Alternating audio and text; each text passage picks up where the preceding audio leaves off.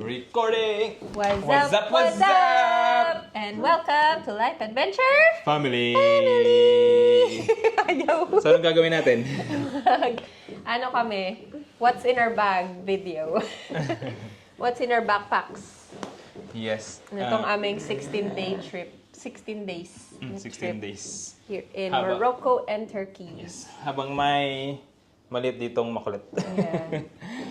So, ayun. Ipapakita namin sa inyo kung ano yung laman ng bag namin. Kung paano kami nag-prepare para sa airplane na strict yung measurement. Yes. So, Kasi bale, yung, anong tawag dito? Yung mga dito, aircraft. Hindi kalakihan. So, yung mga cabin, yung mga overhead, cabins, medyo strict sila sa size. So, talagang may measurement, talagang parang ang tawag dito, like for example, yung dala mo, yung maliit na luggage na may gulong. Meron talagang parang, parang sukatan, oo. Pag hindi kumasya doon yung luggage mo, wala. Check-in yun. Parang gano'n. So, ang bag naman, bali, ang nagbigay sa amin ng tips si Friday. Thank you, Friday. Yes. Na basta daw yung backpack hindi lalagpas ng balikat. Safe yun. So far, bali, yung travel namin from Manchester to Marrakesh, pumasok naman yung bag namin. Pasok naman siya, itong alpas. At kumasya din naman talaga siya dun sa overhead, cabin. Dahil ang background namin ay backpacking, hiker, camping, so yan. Hindi kami talaga, hindi kami luggage type of travelers. Wala mang problem, pero mas Prefer namin, tsaka mas magiging comfortable or mas easier sa amin dahil may dala kaming bata tapos may for dala us, pang parang luggage. mas convenient siya, mas may freedom kami, parang ganon. Yeah. Kapag naka-backpack. Although, downside lang talaga niya is paguran. Paguran, Kasi syempre, mabigat. bit-bit mo lagi. So, yun. Tsaka talagang isisiksik mo lahat ng gamit dito. So, yun. So, mga interested ko ano yung laman nito. Yes. Dahil nga 16 days yung trip namin. Paano namin napagkasya dito yung mga kailangan namin. Shout out kay Kim at kay Ernest. Ernest? Oo. Yes. Ernest? Dahil sa Sila yung, interested na Interested, malaman. yes. Isa sa mga interested na malaman. At ang video din na to ay pwede din sa mga usual na nagta-travel na backpacking. Tanggalin nyo lang yung mga baby stuff. Yun lang din yung mas mga okay nga kasi dala namin. mas mababawasan yung laman. Okay, so here's our bag. Still, the Alpas. Made by us. Ayan, so meron akong dalawang side pockets.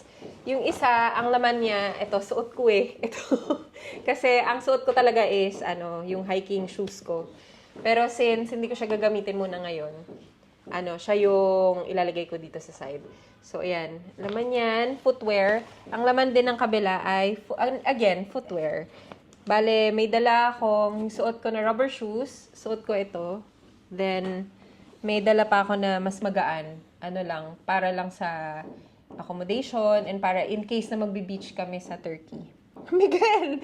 Tapos, si Miguel, dalawa din yung footwear niya. Yung isa, yung parang slipper type. Ganyan.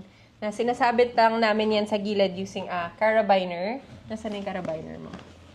Ganyan yung example. Tapos, may isa pa siyang footwear dito. In case lang ba na mawala yung isa. Kasi alam mo naman pag bata. Tsaka, plus na din yung meron siyang gagamitin pang loob at pang labas.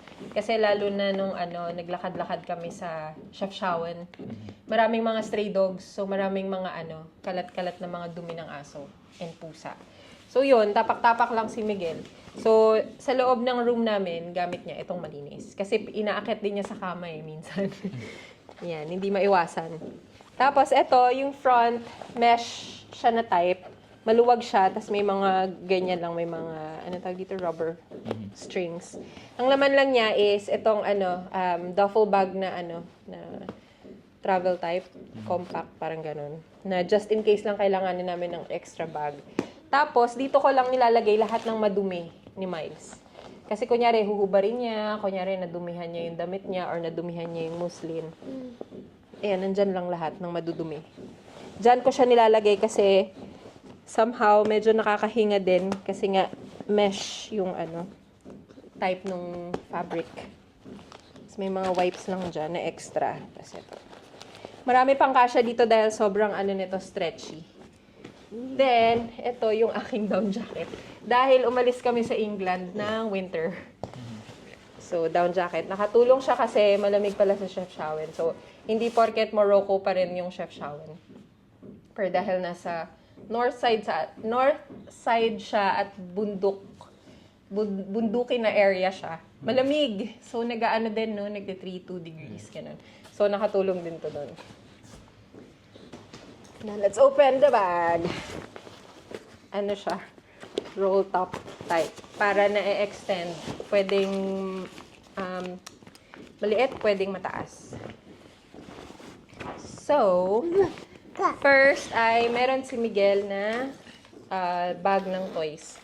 Ito talaga, originally, nakalagay talaga to dun sa bag ko na parang personal bag. Parang, ano yan? Yung mga bag na nilalagay sa ilalim ng upuan pag nasa plane. Doon siya talaga nakalagay para easy access. Kasi sa plane, kasi si Miguel, no screen time siya. Trying kami na wala talagang screen time. So, ito yung mga entertainment niya. Ayan, yung mga toys niya. May maliit siyang book.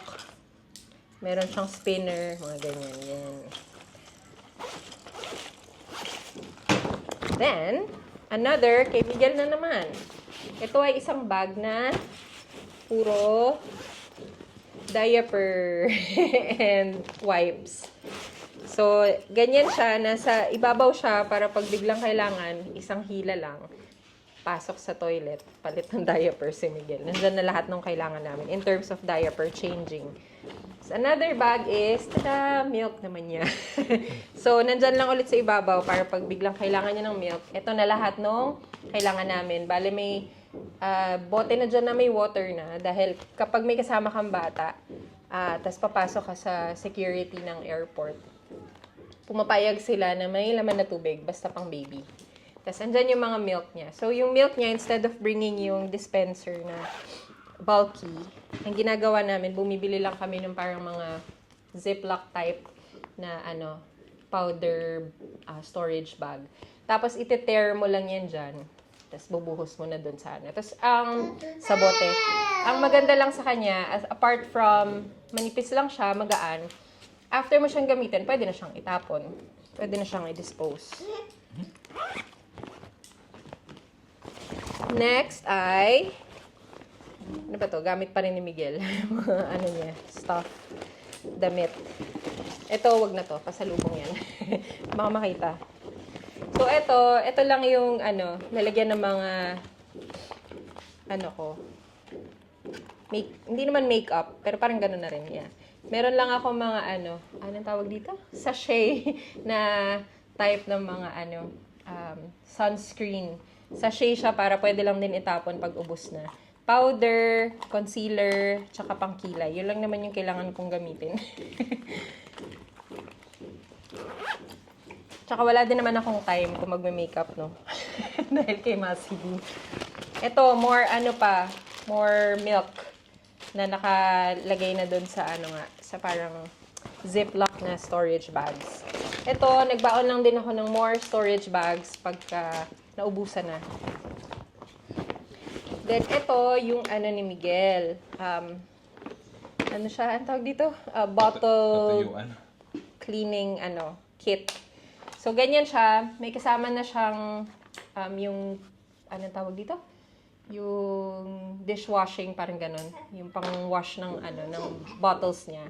Tapos, ito, meron ng brush na silicone type. May pang-brush din ng, ng nipple.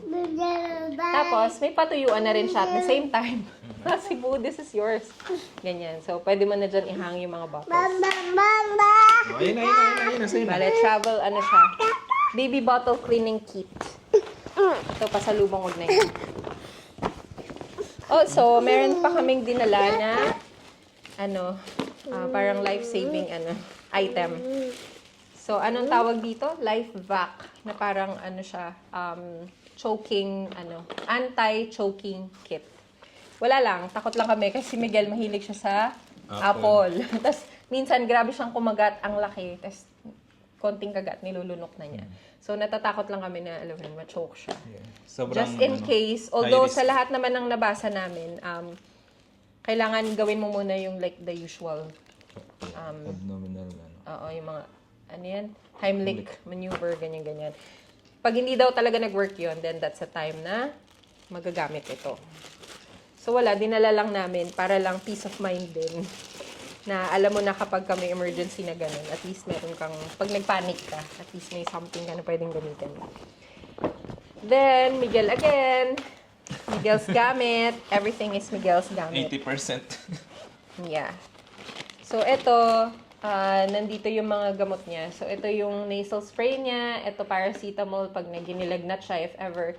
And then, cetirizine niya, kasi maraming allergies si Miguel. Meron siyang eczema. Tapos, recently, inubo din siya. Tapos, medyo nahirapan siyang huminga. Tapos, ang pinrescribe sa amin is salbutamol inhaler na nag-work naman sa kanya. So, yeah, may dala kami niyan. And then, later on, papakita ko pa, may dala pa kaming, spacer. Tapos, ito, ano lang yan, pang nappy rash, yung calmosectine. Yan. Nakalagay na siya sa Ziploc kasi pag dadaan nga ng security, kailangan naka-Ziploc yung mga liquids. Tapos ito, dala pa akong pulse oximeter. Ayan, para lang pang Kasi nga, just in case na sipunin na naman siya or ubuhin. Here naman, thermometer. Thermometer lang kapag nilagnat siya. Hindi kami masyadong gumagamit nung ano tawag doon sa thermometer na yun, love? Yung pang, axillary. Axillary? Pang axilla. Kasi malikot si Miguel. Pag ito mabilis, parang pipindutin mo lang siya, mabilis na yung result niya. So, better, parang mas nag-work sa amin ito. Kahit na medyo mas, siya, spatial, tawag dito? Nag-occupy ng space. Pero nagdala pa rin ako nung ganito, just in case. Tapos, meron pa si Miguel na pang pick ng nose. Dahil grabe siya mag-produce ng stuff sa nose. Tapos, may nose Frida din. In case nasisipunin siya, ganyan. Ganun lang. Para pang pang suck or pang vacuum ng sipon ni Masibu. So, itong bag na to, mostly, ang mga laman niya is mga medicines, mga pang just in case na sisipunin, uubuhin, lalagnatin, ganun. Siya, bag in a bag. Para lang, pag may kailangan, alam ko na yung hahanapin ko, alam ko na din yung huhugutin ko sa bag. Kasi, since itong bag namin is ultralight nga siya, wala siyang mga compartments. Ang pinaka-compartment na niya, yung dalawang bulsa niya sa gilid. Saka yung mesh pocket niya sa harap. So, pagdating sa loob, isang malaking parang sako type lang siya ng bag. So, nasa sayo na kung paano mo i-organize yung mga gamit mo sa loob. And then, another bag, another pouch. Dahil nga si Miguel ay maraming allergies, marami siyang, food allergies. Nagdala lang din kami ng EpiPen. Dalawa. Just in case. Tapos ito yung para sa inhaler niya, yung sabi ko kanina, yung spacer. Diba? Ang lalaking item, no? Pero kasyang-kasya sa bag. Yan. Tapos, another thing, ito puro akin na to, finally. Meron akong travel portable na parang hair straightener, hair curler. Wala lang, para just in case lang na magulo yung hair ko. Kasi nasa length siya na madali siyang mag-fly away, ganun. So, at least madali lang siyang ayusin. Then, ito yung mga toiletries namin. Maliit lang din naman siya na bag. Inside lang is yung mga usual na shampoo, ganyan, conditioner, ganun.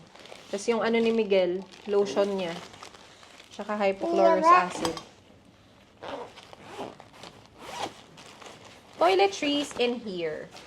And then, ito yung mga papers namin. Nag-print lang kami just in case yung dahil magta-Turkey kami, yung visa namin sa Turkey.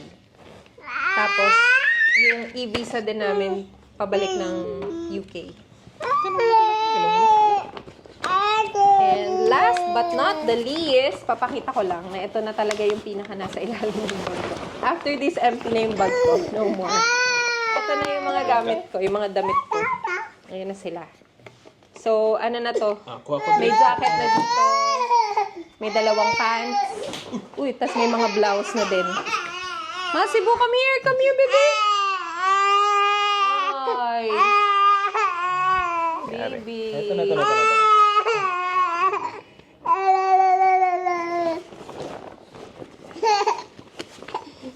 Okay na ako. Ikaw na. Drink water.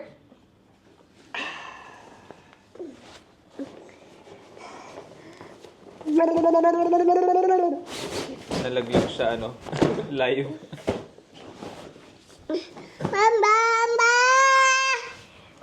Oh, drink pa. Uy. Birthday pala ni Lavi. Happy birthday. It's my turn. So, ang weight pala nito, mga around 10 kilos, no? Yung sa'yo. Yes. Or less. Yeah. Sa akin, mas mabigat Ay, oh my gosh. Huwag mong ilagay dyan, baby. Ilagay sa tubig yung ano. ng konti. Dahil, side pocket, gatas, powdered milk niya, sa kabilang pocket, another gatas. So, dalawang lata yung dinan namin. Ito, ubus na. Ito, wala pang bawas. Wow, sarap niyan inom mo. Monopod na pwedeng maging mini tripod. Sa mesh naman, power bank, toothbrush. Dito namin nilalagay yung toothbrush kasi minsan pag sa airport, easy access. Tsaka Okay, you want toothpaste. some more? Toothpaste. Kaysa sa nasa loob ka, halukatin pa namin.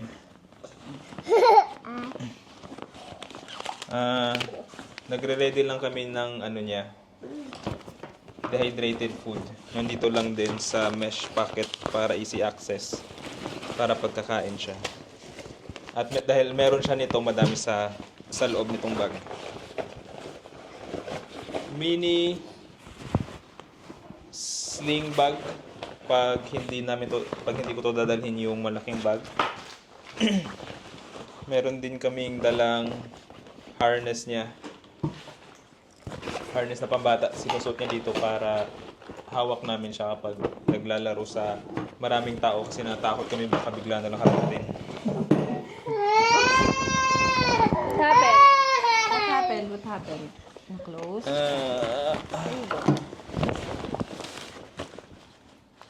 Ayun lang. Yun lang laman. sa'yo? Sa Tapos mesh ka na? packet. Ah, okay. Sa mesh. Mesh lang pala. Next, dito na tayo sa loob. Ito yung gadget bag. Kung anik-anik. Mga cable, wires, hindi filter, SD card, mostly dito, yung mga gadgets ko nilalagay na ano to, parang body bag din, belt bag.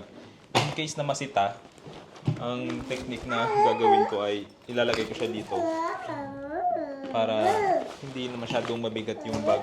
In case na masita na sobrang bigat dahil yung mga gadgets mostly mabigat eh. Kaya dyan ko siya nilalagay. Itong bag na to ay mga Gamit ni Miles. mga gamit ni Miles. Damit, pants, diaper din, meron din. Halos lahat ng damit niya nandito. Tapos, ito na yung food bag niya.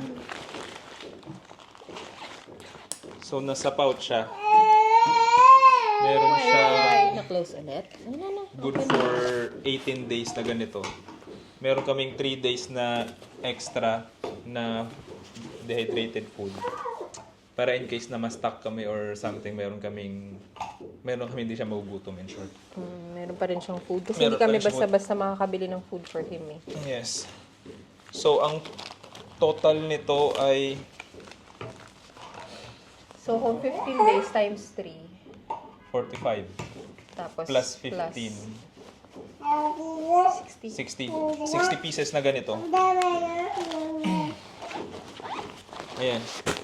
Pero ngayon, bawas na siya for 6 days kaya medyo magaan na siya. Tapos, Nabawasan na. ang next ay damit ko na. 3 ganito, isang t-shirt, 2 shorts, at 2 pants. So, Tatanggal ba na? yun na yun. There you go. Tapos, nandun yung jacket ko at yung baby carrier. Tapos, headphone. Para pag natulog siya minsan sa airplane, siya talaga gumagamit nito. At dito sa harap, meron din akong abubot na nilagay sa shoulder strap. Etong maliit na to ay dito ko nilalagay yung isang camera, DJI Pocket, yun yung gamit namin ngayon. Tapos dito isang mirrorless camera. Tapos cable, charger at mga kung anik-anik. Tapos yung pang personal carry bag ko, ito. Malaking tulong din Grocery tong bag. parang grocery bag. Kasi dito ko din nilalagay yung food niya. So ito. Ito mainit na tubig, tapos dito namin nilalagay yung dehydrated, dito namin siya niluluto. At dito namin siya pinapakain. Tapos dito ko siya nilalagay. Yan. Para may personal bag, para easy access lang din. Very lightweight lang yan pag naka-fold. So, ayun. Yun yung... Ako, meron pa ako. Last. Oh yeah. This May bag. personal ka pa pala. Personal bag. Ito talaga personal bag talaga siya. Lagi siyang may laman. Nandito mga extra stuff na naman ni Miguel. Ang tawag dito, socks niya kasi pag biglang gumagabi, lumalamig. Tapos ito, meron lang din akong extra na shawl or scarf. Extra mga damit ni Miguel kasi syempre, lagi yan nagdudumi. Tapos meron lang din dito isang set ng hindi ko babanggitin kasi baka hindi niya. Alam niyo na yan. Hindi. So, isang set lang kapag yung biglaan lang na gusto niya. Hindi na kailangan tong buksan. Or for example, nasa overhead cabin to. Tapos at least ito nasa ilalim lang ng chair, ng upuan. Madali lang kunin. Kapag kailangan niya nun. Wallet. Sweets. Ano pa ba laman ito? Oh, this one. Hindi ko magamit-gamit. Tingnan mo, nag-on na siya. What else? Lotion ni Miguel. Tapos, ano pa ba? Dito ko lang din nilalagay yung mga tickets para madali lang. Tapos may another bag naman inside. Then dito yung itong bag namin ng passports. So, nakaganyan lang siya. Naka-organize lang siyang ganyan. Nandiyan din yung mga BRPs namin, mga SIM card. Meron lang din mga extra cash sa loob, tsaka may ballpen pag kailangan. So, dito ko lang din nilalagay yung mga boarding pass namin para madali lang din kunin. Isang kuhanan. So, dito yung susi namin sa bahay. Nakasabit na siyang ganyan kasi para hindi mahalo sa ibang gamit. Hindi ma-misplace. Tsaka pag uwi kami, at least alam kung saan siya huhugutin. And dahil tita, meron tayong mint pag magta-travel. Tsaka, meron lang din kaming paracetamol para for pain or kung lagnatin man, magkasakit, ganun. Yun na yun. Yes. That's all. Kung may item ako na... Ayun na, start na. Ay, ito pala pinahiram ni Mae. Thank you so much, Mae. Kasi iba yung saksakan nila dito sa Morocco. Oh, ito na. Ang saksakan nila dito ay yung ganito, yung bilog. So, ang ganda nung ni Mae, universal, niya, adapter niya. Kasi nandito na lahat. Na nakalagay parang USA, UK, EU. Tapos, apart from that, pa siya. Ayan, may mga USB, ano pa, socket. Yes. Ayun. Kung may item ako Thanks na again. hindi ko masyadong nagamit, na dapat hindi ko pala dinala. Ito yung camera, yung SLR kasi mirrorless. Hindi ko siya masyadong nagamit dahil medyo mabigat kung ikukumpara sa phone. Kasi dahil may bata nga, mahirap siya pag may hawak, pag hawak mo siya. Parang mas cellphone pa rin talaga, cellphone gaming, madali lang kumuha ng picture. Wala na masyadong pinakalikot-kalikot. So, Yung ayun. mga lalagyan niya ng food na mention mo na. Yeah. Yeah. Tapos yun, yung isang monopod kung saan to gamit. Ngayon pa lang ko siya nagamit. So baka bawas pa ulit para mas lalong magaan. Yeah. Mas magaan pa lalo. Pero kung wala masyadong baby stuff, walang food, Madali. mas konti pa sana yung laman namin. Kung may mga questions kayo, comment nyo lang, sasagutin namin yan. Baka sa part 2 nito, na mas more detailed pa na may Detailed at- reasoning kung bakit ganun yung nagiging Yun yung decisions mga dala namin. namin. Yeah. Like kung bakit konti lang yung damit, parang ganyan. Ang sekreto. Joke. Sinabi din. Yeah, oo. Tsaka pag medyo clear yung utak. Yes. Ngayon medyo magulo kasi pa-check out na rin kami. Tapos, eto na din yun. Kumbaga, pinak na din namin kung ano yung Kasi, pag check out namin ngayon, ang flight namin is mamayang gabi. Yeah. So, pag check out namin, iiwan lang namin to dun sa baggage storage nitong hotel. Tapos, ikot-ikot. Tapos, babalikan na namin to. Diretso na kami ng airport. So, kung paano namin siya pinak, eto na yun. Yes. Yeah. Ang maganda pa nga dito, wala masyadong camping stuff. Yeah, O, yun. paano ba pag may pang-camping? Oo, Another wala na. level As in, yun. isang ganitong bag na yun for, lang, Oo. camping lang. So, ayun. Sana the end of the video. naiintindihan tong video na to. Oo. Dahil Hindi may... puro kaguluhan. Yun yung challenge namin po. Gagawa ng video na may kulitis. O, blow a kiss. Blow a kiss na. Bye-bye. Mwah. O, kiss mo si nanay. Antok na yan eh. Oo nga, Happy antok na birthday siya. to me. Oh, birthday ni nanay eh. Mwah. Sarap naman. Bye-bye. Raway. Thank you for watching.